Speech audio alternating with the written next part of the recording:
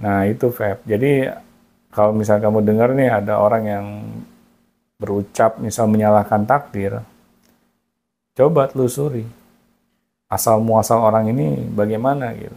Pasti ada penyebabnya. Tapi kan sama ini kan kayak kan sama ini tuh ada namanya kodo dan kodar gitu. Kan kodo kan nggak bisa ini nggak bisa dirubah tuh katanya Nah gitu terus katanya. Baik kayak udahlah tapi udah nggak bisa dirubah gitu. kita tahu dari mana itu kode dan kodar kita. Hmm. Kecuali jelas yang terlihat di depan mata ya. Kamu perempuan, saya laki-laki, ya udah selesai. Jangan jadi laki-laki jadi-jadian, jangan jadi perempuan jadi-jadian. Ya, itu berarti kita udah ini pola pikir kita kebolak-balik gitu. Nah, tapi kalau sesuatu yang istilahnya tadi kamu bilang ya kodar dan kodar, terus kita sering menyalahkan itu sebagai alibi gitu.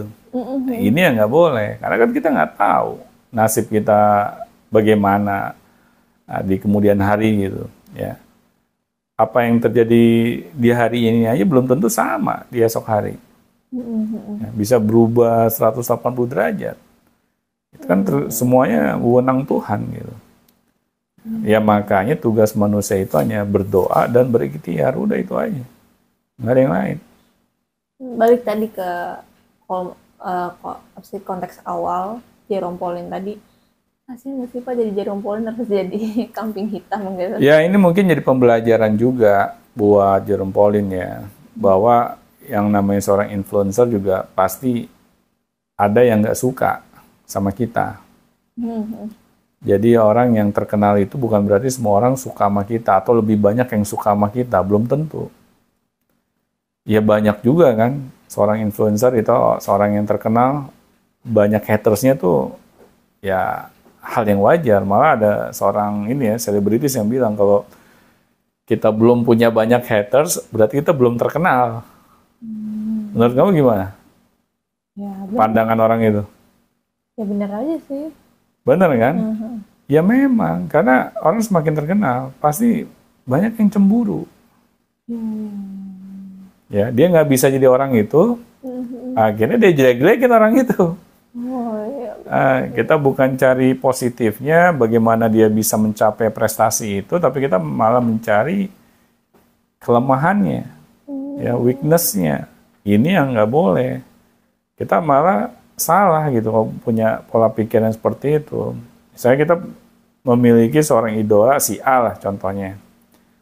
Ya kita pelajari bagaimana nih dia bisa meraih prestasinya.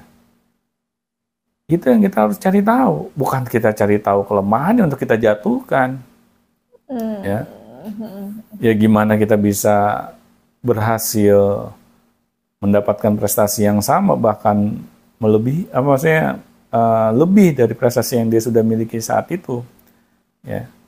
Nah ini ya, jadi kadang pola pikir kita tuh suka kebolak-balik gitu. Tapi ngomongin influencer ya Pak ya, ini emang agak out of topic sih Pak. Tapi kayaknya jadi influencer zaman sekarang kenapa jadi gampang banget ya Pak ya? Ya kan adanya pengaruh sosial media. Maksudnya tanpa adanya prestasi gitu Pak?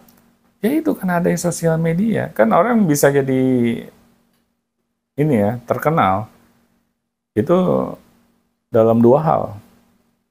Ya, terkenal dalam hal yang positifnya, apa terkenal negatifnya. Tinggal mau milih yang mana. Dan dua-duanya bisa terkenal. Ya karena ada bantuan sosial media. Nah inilah yang harus kita istilahnya manfaatkan sebenarnya. Sosial media ini cuman ke arah yang positif. Ya memang untuk menjadi influencer yang memiliki dampak yang positif itu butuh proses yang tidak instan. Nah, tetapi itu worth it to try. Ya. Nah, ini yang harus kita coba ikhtiarkan gitu. Iya di Indonesia sekarang banyak banget ya Pak kayak gitu Pak. Jadi bukan di Indonesia aja, seluruh dunia, Feb. Tapi kalau dilihat ya Pak ya, kayak saya tuh pernah lihat itu Pak, kayak kompilasi TV di zaman mungkin HP tidak semarak sekarang gitu ya. Itu tuh masih kayak mungkin kayak saya sebut acara TV aja nggak apa kali ya, Nggak kayak apa-apa. hitam putih gitu kan. Undangnya orang-orang yang bahasanya orang-orang yang bisa kita ambil, kita petiklah kehidupan dari dia gitu kan, makna kehidupan dari dia.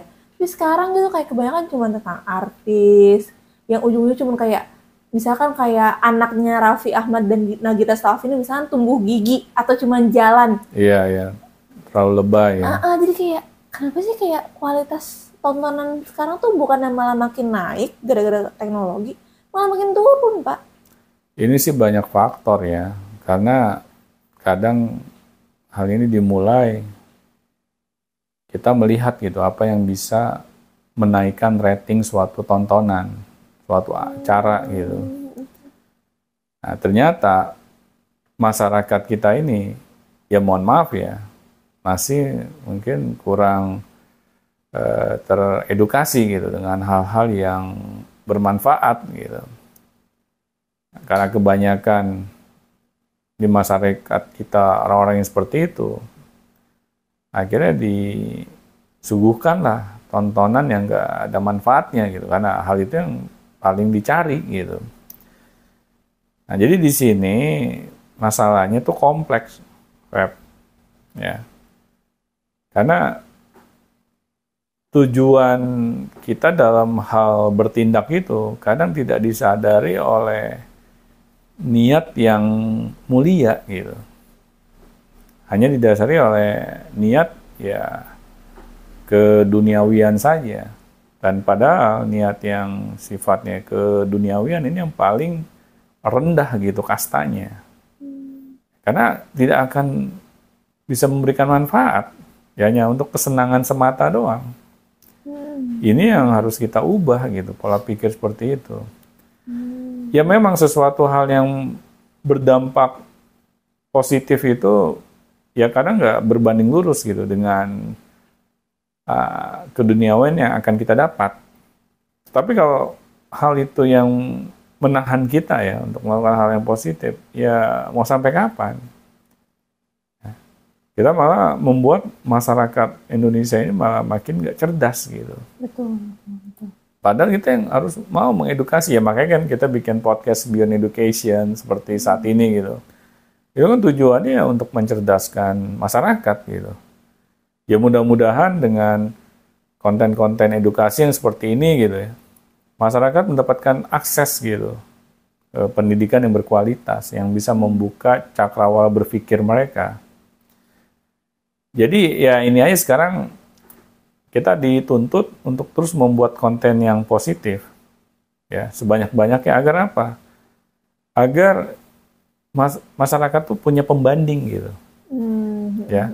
Jadi para konten kreator yang istilahnya membuat konten yang positif ini jangan sampai kalah semangat gitu sama orang-orang yang membuat konten yang negatif gitu. Ya, nanti kalau kita sampai kalah semangat, pasti konten yang negatif ini yang akan jauh lebih banyak yang masyarakat konsumsi. Ini yang bahaya. Ya makanya ketika suatu kebaikan yang kita ingin lakukan itu,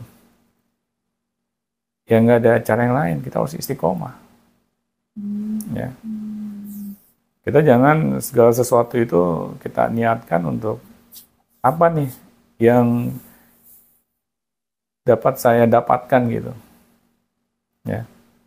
Suatu apa yang bisa saya dapatkan, bukan ke sana, tapi apa yang bisa kita berikan malahan. Sumbangsi kita apa. Ya.